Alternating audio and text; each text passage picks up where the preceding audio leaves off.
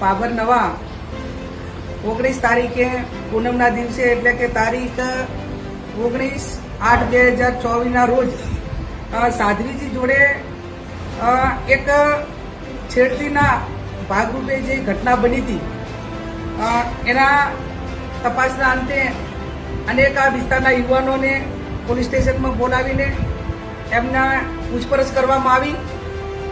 પૂછપરછ કરે એમાં વાંધો ના હોય એ પૈકીના કેટલાક યુવાનો એમને 21 તારીખે પોલીસ સ્ટેશનની અંદર જે અલગ અલગ અધિકારીઓ પોલીસ અધિકારીઓ એલસીબી હોય એસઓજી હોય એમને પોલીસ સ્ટેશનમાં બોલાવીને પોલીસને જે પ્રક્રિયા કરવાની કે તપાસ કરવાની છૂટ હોય પણ એની સાથે નિર્દોષ લોકોને હેરાન કરવા માટેની કોઈ છૂટ ના હોય. આ જીગર નામનો છોકરો છે એને રાતે ત્યાં બોલાવ્યો, ઢોર માર માર્યો અને એને નગ્ન કરીને એના ફોટા એલસીબી પોલીસ અધિકારીઓએ લીધા અને ત્યાં સુધી બરોબર છે પણ એને એવું દબાણ કરવામાં આવ્યું કે આ ગુનો જે સાધ્વીજી જોડે છેડતી થઈ છે એ ગુનો તે કર્યો છે એમ કબૂલી લે તો વરઘોડું ગાડીને અમે છોડી દઈશું ને આ કેસ પૂરો થાય. આ પોલીસની માનસિકતા દર્શાવે છે કે ઠાકોર સમાજના છોકરાને ઢોરમાર મારીને પરાણે ગુનો કબૂલવા માટે મજબૂર કરે છે બનાસકાંઠાની એલસીબી પોલીસ. હું એમને કહેવા માંગુ છું કે તમારી આ માનસિકતા એ દર્શાવે છે કે તમે જેટલા પણ ગુના બનતા હશે એ ગુનામાં આ રીતે નિર્દોષ લોકોને જ કબૂલાઈને જેલને હવાલે કરતા હશો. ઓરિજિનલ ગુનેગારોને એ તમારી સાથે ભળેલા હોય કે અન્ય રીતે હોય એને તમે ગોતવા માટેના પ્રયત્નો નહીં કરતા હોય. ત્યારે આ જીગરનો પરિવાર એ જગદીશભાઈનો પરિવાર આખો ભયભીત હતો. મને સમાચાર મળ્યા એ કુટુંબને આશ્વાસન આપવા માટે અમે આવ્યા છીએ. હું પોલીસના ઉગ્ર અધિકારીઓને આગ્રહ બની વિનંતી કરું છું અને અપેક્ષા રાખું છું કે એક ધર્મ ઉપર એટેક થાય ત્યારે જ્યારે આ ઘટના બની ત્યારે હું મહારાજ સાહેબોને મળી હતી, પોલીસ સ્ટેશન એસપી આવ્યા હતા ત્યાં ગઈ હતી, એમને ગામની આખી સભા રાખી તો એમાં પણ મેં કીધું હતું કે સાચો ગુનેગાર હકો મારો ભાઈ હોય તો એને છોડવાનો નથી અને કાયદો કાયદાનું કામ કરે.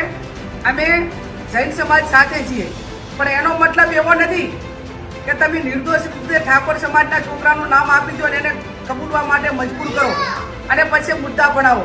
ત્યારે આવા અધિકારીઓને જે સાધ્વીજીની સાથે જે ઘટના બની એના ગુનેગારોને પકડવાને બદલે ઓરિજિનલ ગુનેગારોને પકડવાને બદલે આવા નિર્દોષ લોકોને ખોટી રીતે હેરાન કરી રહ્યા છે અને એમને આજીવન અને એક આખા સમાજને બદનામ કરવા માટેનું કામ કરી રહ્યા છે. તો એ જે અધિકારીએ કીધું છે આ દીકરાને દબાણપૂર્વક એમની પાછળ કાર્યવાહી થવી જોઈએ અને એને સસ્પેન્ડ કરવો જોઈએ જેથી કરીને નિર્દોષ લોકો જેલના હવાલે ના થાય.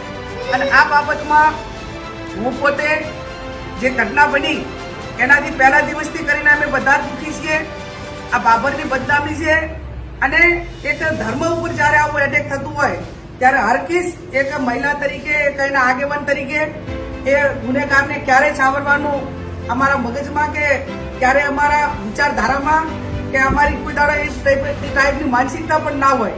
ત્યારે આ બાબતમાં જે ગુનો વહેલામાં વહેલો ઉકેલાય, સાધ્વીજીને અને જૈન સમાજને ન્યાય મળે અને આવા જે વિકૃત પોલીસ માનસિકતા ધરાવતા બધા જ પોલીસવાળા એવા છે કે હું કહેવાનો મારો કોઈ અર્થ નથી પણ આવા પોલીસ અધિકારીઓ કે એનો સ્ટાફ હોય એને પોતાને એની સામે કાર્યવાહી થઈને આ કાર્યવાહી કરે એ હું એમની પાસે અપેક્ષા રાખું. જો 21 તારીખે મને પોલીસ સ્ટેશનમાં લઈ ગયા હતા અને મને પૂછપરછ કરી એટલે હું થોડો ગભરી ગયો હતો. એ બદલ પણ મને ડર મળ્યો પણ મને હાથ ઊંચો રખાયા હતા. ગુનો કબૂલ કરવા માટે કર્યું કે ગુનો કબૂલ કરી લે પહેલાં કીધું પણ મેં ના પાડી. કપડાં ઘડાઈને મારા ફોટા પાડ્યા હતા. સાથી પર થોડું સોનથી થઈ